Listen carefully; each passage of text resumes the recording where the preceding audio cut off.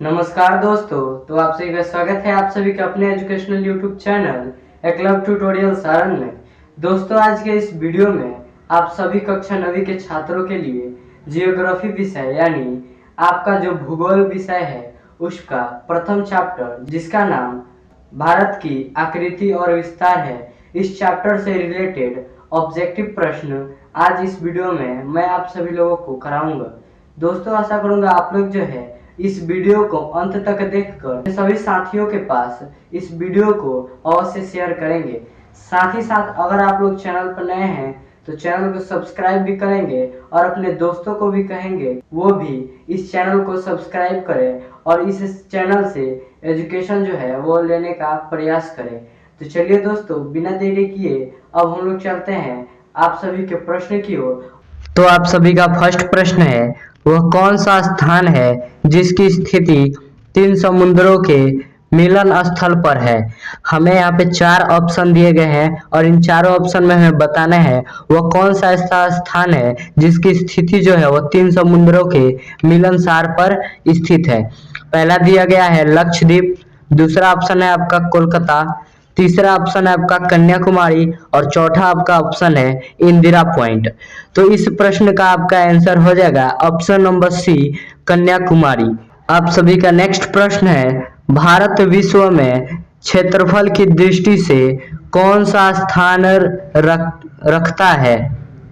तो आपका option number ए है पहला, ऑप्शन नंबर बी तीसरा, ऑप्शन नंबर सी पांचवा और ऑप्शन नंबर डी सातवां। तो हमें बताना है जो भारत जो हमारा देश है, हमारा जो प्यारा भारत है, वह क्षेत्रफल की दृष्टि से विश्व में कितने स्थान पर यानी किस स्थान पर आता है। तो आपका ऑप्शन नंबर डी यानी 7, यानी जो हमारा भारत है वह 7वें स्थान पर विश्व में आता है। फिर देखिए आप सभी का नेक्स्ट प्रश्न है, कर्क रेखा किस राज्य से होकर नहीं गुजरती है। हमें बताना है कर्क रेखा जो है वो किस राज्य से होकर नहीं गुजरती है। तो ऑप्शन नंबर ए आपका दिया गया है गुजरात, ऑप्शन नंबर बी आपका दिया गया है महाराष्ट्र, ऑप्शन नंबर सी आपका दिया गया है मध्य प्रदेश और ऑप्शन नंबर डी आपका दिया गया है झारखंड। तो इन चारों ऑप्शन में से हमें बताना है कौन सा ऐसा राज्य है भारत का जिससे कर्क रेखा जो है वो नहीं गुजरती है। तो आपका ऑप्शन नंबर बी जो है यानी महाराष्ट्र इसका आंसर हो जाएगा, यानी कर्क रेखा जो है वह महाराष्ट्र से होकर नहीं गुजरती है। फिर देखिए आप सभी का नेक्स्ट क्वेश्चन है, भारत के अक्षांशीय विस्तार में लगभग कितनी डिग्री का अंतर है। हमें बताना है भारत के अक्षांशीय विस्तार में कितनी डिग्री का अंतर है। तो देखिए option number A 20 degree, option number B 30 degree, option number C 40 degree या फिर ऑप्शन नंबर डी 50 डिग्री। तो इसका आपका आंसर हो जाएगा ऑप्शन नंबर डी यानी 50 डिग्री। भारत के अक्षांशीय विस्तार में 50 डिग्री का अंतर है। चलिए देखिए आप सभी का अगला प्रश्न है, भारत के देशांतरीय विस्तार में लगभग कितनी डिग्री का अंतर है। Option number A 20 degree, option number B 30 degree, option number C 40 degree, option number D 50 degree. तो इसका आंसर आपका हो जाएगा option number B 30 degree.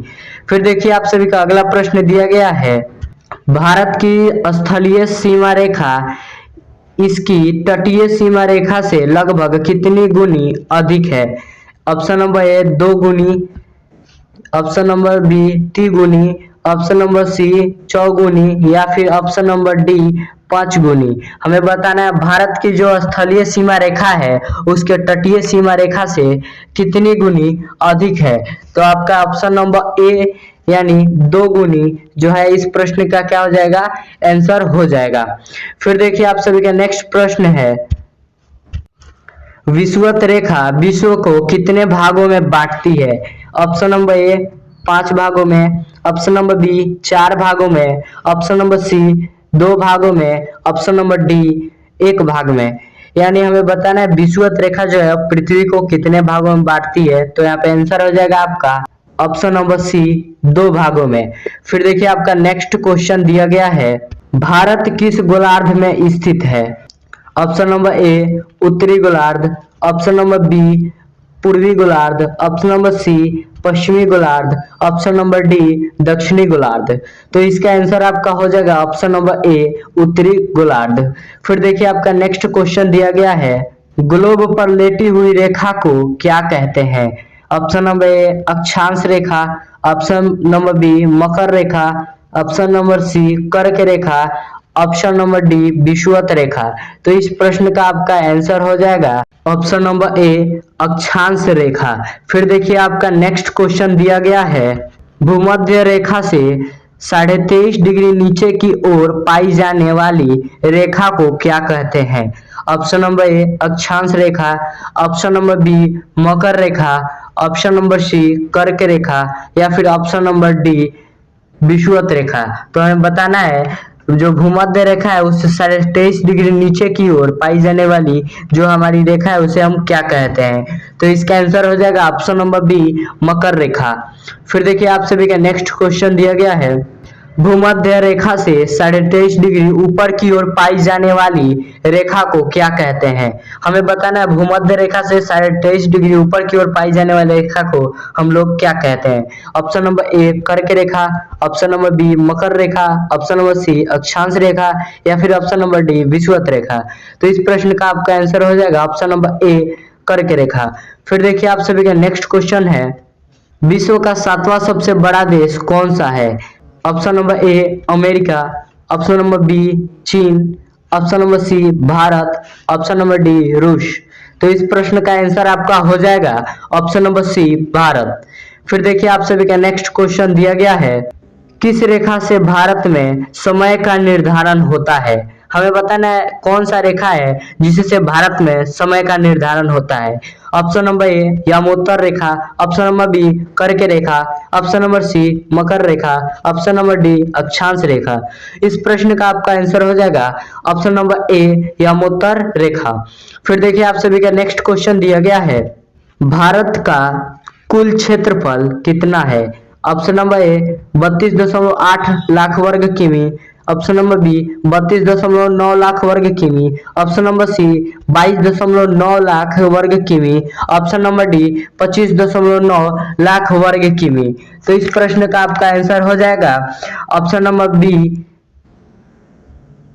Option number A 32.8 lakh वर्ग किलोमीटर। फिर देखिए आप सभी का अगला प्रश्न दिया गया है, भारत के स्थल सीमा लगभग कितनी किमी है? यानी हमें बताना है भारत की स्थल सीमा जो है वह लगभग कितना किलोमीटर है। Option number A 15,200 kilometre, option number B 5,200 kilometre, option number C 1,200 kilometre या फिर ऑप्शन नंबर डी 25,200 किलोमीटर। इस प्रश्न का आपका आंसर हो जाएगा ऑप्शन नंबर ए 15,200 किलोमीटर। फिर देखिए आप सभी का नेक्स्ट क्वेश्चन दिया गया है, भारत का समुद्री तटीय रेखा कितना किलोमीटर है? हमें बताना है भारत की समुद्री जो तटीय रेखा है वह कितना किलोमीटर है। Option number A 7,500 kilometre, option number B 7,516 kilometre, option number C 1,200 kilometre, option number D 2,200 kilometre. तो इस प्रश्न का आपका आंसर हो जाएगा ऑप्शन नंबर बी 7,516 किलोमीटर। फिर देखिए आप सभी का नेक्स्ट क्वेश्चन दिया गया है, गुजरात और अरुणाचल प्रदेश के समय में कितना घंटा का अंतर होता है? तो इस प्रश्न का हमें बताना है गुजरात और अरुणाचल प्रदेश जो हमारा है उसमें कितने घंटे का समय का अंतर होता है। तो देखिए पहला दिया गया आपका ऑप्शन, ऑप्शन नंबर ए में है 3 घंटे, ऑप्शन नंबर बी 2 घंटे, ऑप्शन नंबर सी 7 घंटे, ऑप्शन नंबर डी 1 घंटा। तो इस प्रश्न का आंसर हो जाएगा आपका ऑप्शन नंबर बी 2 घंटा, यानी गुजरात और अरुणाचल प्रदेश के समय में अंतर कितने घंटे का होता है? 2 घंटे का होता है। फिर देखिए आप सभी का नेक्स्ट क्वेश्चन दिया गया है, स्वेज नहर की स्थापना कब हुई? तो इसका ऑप्शन नंबर ए दिया गया है 1869 ईस्वी में, ऑप्शन नंबर बी 1879 ईस्वी में, ऑप्शन नंबर सी 1860 ईस्वी में, ऑप्शन नंबर डी 1830 ईस्वी में।